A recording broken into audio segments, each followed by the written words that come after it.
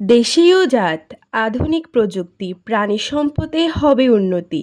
এই প্রতিপাদ্যকে সামনে রেখে উপজেলা প্রাণী সম্পদ দপ্তর ও ভেটেরিনারি হাসপাতাল এবং এলডিটিপি ফটিকছড়ি চট্টগ্রামে প্রাণী সম্পদ মন্ত্রণালয় বাংলাদেশের অর্থায়নে প্রাণী সম্পদ সপ্তাহ ও প্রাণী সম্পদ প্রদর্শনীর আয়োজন করা হয়। নমস্কার বন্ধুরা, আমি রিমিস ডেইলি লাইফে তোমাদের সকলকে স্বাগত জানিয়ে আজকের ভিডিও শুরু করছি।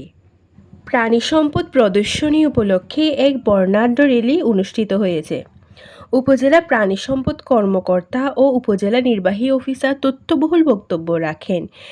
মোটামুটি ট্রিটমেন্টের মাধ্যমে সেটা দ্রুত ভালো হয়ে যাচ্ছে। সবচেয়ে বেশি আমরা সাফার করতেছি, খামারেরও সাফার করতেছে বা আমরা।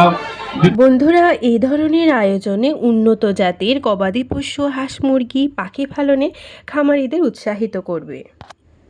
শিশুদের পুষ্টির চাহিদা পূরণে দুধ ডিম খাওয়ানো হয়। শিশুদের আনাগোনায় মেলা প্রাঙ্গণ মুখরিত হয়েছে। তো বন্ধুরা, তোমাদের আমাদের এই প্রাণী সম্পদ প্রদর্শনী কেমন লেগেছে আমাকে অবশ্যই কমেন্টে জানাইও। আর আমার ভিডিও যদি তোমাদের ভালো লেগে থাকে অবশ্যই আমার চ্যানেলটি সাবস্ক্রাইব করো, লাইক করো আর কমেন্ট করতে ভুলো না। ভালো থেকো সবাই।